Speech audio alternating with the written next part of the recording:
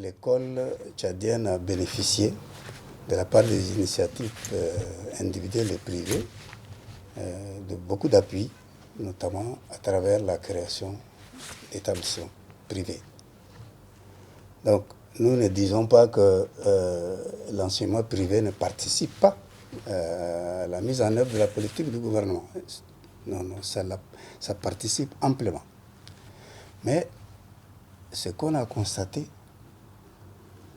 c'est que si vous prenez par le passé, en dehors des écoles confessionnelles et religieuses, en dehors de quelques mécènes, quelques personnes qui ont une vue sur la finalité de l'école, il n'y avait pas le même rythme de création d'écoles comme aujourd'hui. Surtout ces 20 dernières années.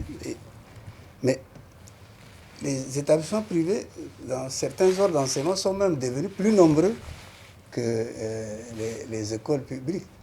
La puissance publique est supplantée par des individus. Parce que les textes qu'on a pris sont des textes tellement permissifs. Or, les conditions de création de ces écoles-là sont très contraignantes. Vous ne pouvez pas ouvrir un établissement dans un espace qui n'est pas réglementaire. C'est pour cela que nous avons dit qu'il faut arrêter. Parce que le plus grave, c'est quoi? Ils prennent les enseignants du public pour faire fonctionner leurs établissements, l'établissement privé.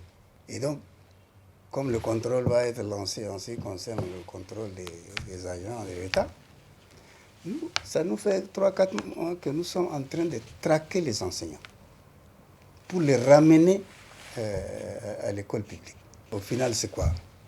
C'est la baisse des niveaux, c'est la qualité qui n'y est plus. Parce que tout le monde court pour faire de l'argent et rien que de l'argent.